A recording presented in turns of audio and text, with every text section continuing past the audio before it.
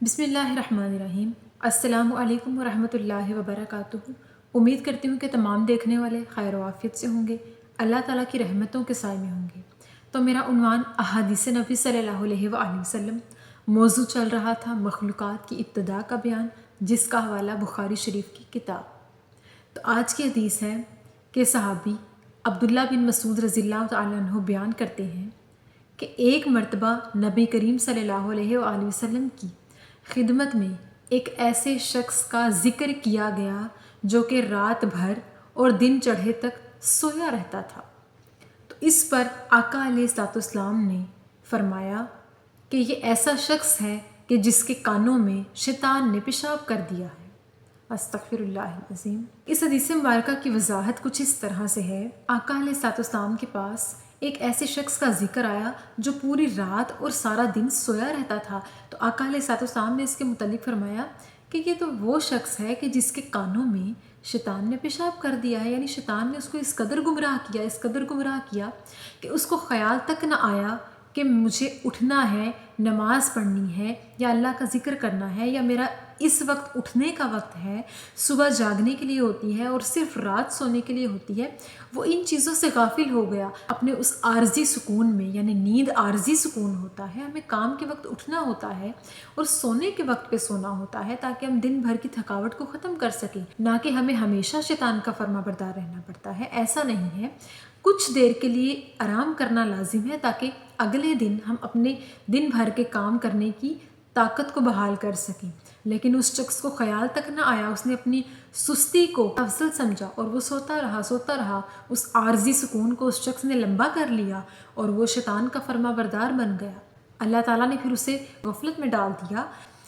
پھر اس کے بارے میں آقا علیہ الصلوۃ والسلام نے فرمایا، یہ تو وہ شخص ہے، یہ وہ غافل شخص ہے کہ جس کے کانوں میں شیطان نے پیشاب کر دیا ہے۔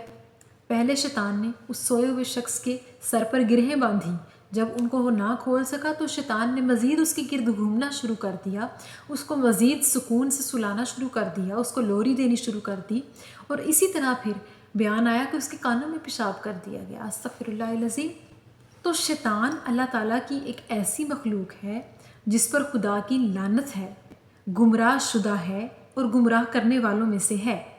اور جس طرح سے ہم یہ بیان پڑھ رہے ہیں مخلوقات کی ابتدا کا بیان، کہ اللہ پاک کی جتنی بھی تمام تر مخلوقات کا ذکر ہم نے پڑھا اور آقا علیہ الصلوۃ والسلام نے کیا، ہم اس کی تفصیل کو سمجھ رہے ہیں۔ تو تمام مخلوقات میں شیطان بھی آتا ہے۔ شیطان ایک ایسی تخلیق ہے کہ جو پہلے اللہ تعالیٰ کا فرما بردار فرشتہ ہوا کرتا تھا، جس طرح کہ میں نے پہلی حدیث میں بیان کیا کہ وہ نافرمانوں میں سے ہو گیا اور اس نے اللہ تعالیٰ کی لعنت لی اور ہمیشہ گمراہوں میں سے ہو گیا اور گمراہ کرنے والوں میں سے ہو گیا۔ اور بے شک اللہ پاک نے دنیا میں اچھی اور عجیب ہر قسم کی نعمتیں بنائی ہیں۔ جس طرح جنت بنائی، اس کے برعکس دوزخ بھی بنائی۔ جنت کے اندر اللہ تعالیٰ نے ہر قسم کی نعمتیں تخلیق فرمائیں اور ان نعمتوں میں جو سکون رکھا وہ بھی بیان کیا، اور اسی طرح جہنم بنایا اور جہنم کے اندر زحمت دینے والی آگ بنائی، اور اس آگ سے جس طرح کی انسان تکلیف محسوس کرے گا، اس تکلیف کو، اس درد کو بھی بیان کیا گیا۔ اسی طرح شیطان کو جب اللہ تعالیٰ نے گمراہوں میں سے کر دیا، گمراہ کرنے والوں میں سے کر دیا، تو شیطان کا کام کیا ہے کہ ہر ایک کو گمراہ کرنا، ہر ایک کو دنیاوی، ہر ایک کو سکون والی چیز میں مبتلا کرنا ہے، دنیا کی رنگینیوں میں مبتلا کرنا اور اللہ تعالیٰ کے ذکر سے دور کرنا، اسلام کے ذکر اور تمام ایمان والی چیزوں کی قربت سے دور کرنا شیطان کا کام ہے۔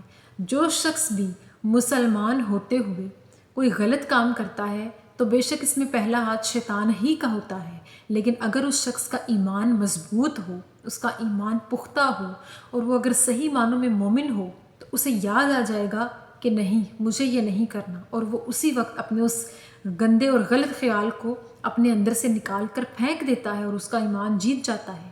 لیکن اگر انسان اپنے گناہ کے نشے میں مبتلا ہو کر، عارضی سکون میں کھو کر سستی برتے تو وہ شیطان کا فرما بردار بن جاتا ہے اور اپنے رب کا نافرمان بندہ بن جاتا ہے۔ اسی طرح دنیا میں سکون دینے والی چیزیں یا چھوٹی موٹی برائیاں یا گناہ یا پھر نیند جیسا سکون سب عارضی ہے، سب شیطان کی طرف سے ہے، سب گمراہ کرنے والی ہیں، سب غفلت میں ڈالنے والی چیزیں ہیں۔ تو ہمیں چاہیے کہ ہم اپنے ایمان کو مضبوط رکھتے ہوئے اللہ کے ذکر سے غافل نہ ہوں۔ ہمیشہ اس بات کو ذہن نشین رکھیں کہ ہم اللہ ہی کے ہیں اور اسی کی طرف لوٹ کر جانے والے ہیں، اور ہم اس بات کے شرف کو سمجھیں کہ ہم اللہ تعالیٰ کی بہترین مخلوق ہیں، ہمیں اشرف المخلوقات کا شرف ملا ہے، ہم تمام مخلوقات سے زیادہ افضل اور عزیز ترین ہیں۔ باقی تمام مخلوقات سے بھی ہوگی، لیکن انسان سے اللہ تعالیٰ نے اپنی محبت کا اظہار قرآن میں فرمایا کہ میں تمہارا رب ہوں، تم مجھے چھوڑ کر کہاں جا رہے ہو، مجھے بھول کر تم دنیا کی رنگینیوں میں کہاں کھو رہے ہو۔ یہ مت بھولو کہ تم اسی کے ہو اور اسی کی طرف لوٹائے جاؤ گے۔ تو بے شک ہمیں کسی بھی گناہ کے دوران، کسی بھی دنیاوی سکون کے دوران، کسی بھی دنیا کی رنگینیوں میں الجھنے کے درمیان اگر ہمیں یہ خیال آ جائے کہ ہم غلط کر رہے ہیں، ہمارا یہ وقت ہے، ہمارا اللہ کے ذکر کرنے کا وقت ہے، تو ہمیں چاہیے کہ ہم اسی وقت اٹھ کر شیطان کو ہرا دیں۔ اللہ تعالیٰ سے دعا ہے کہ اللہ پاک ہمیں ہر قسم کی گمراہی سے بچائے۔ آمین ثم آمین۔ شکریہ۔